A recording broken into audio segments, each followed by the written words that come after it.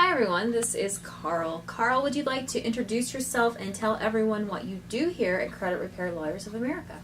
Yes, I'm an attorney at Credit Repair Lawyers of America, and when people come to us for cases, I represent them in court.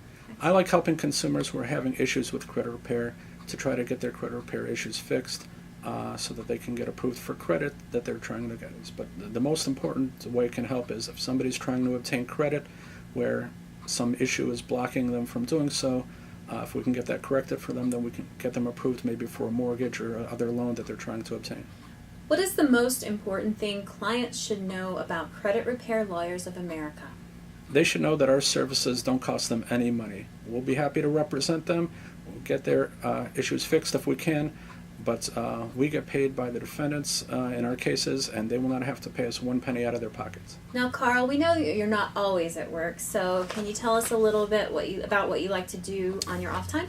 Well, I love, especially in the summer that we are now, I love watching baseball, and the Tigers in particular. I worked for the Tigers for 2.5 years before I went to law school, and baseball is my true passion. So I try to watch baseball, in particular the Tigers, as much as I can.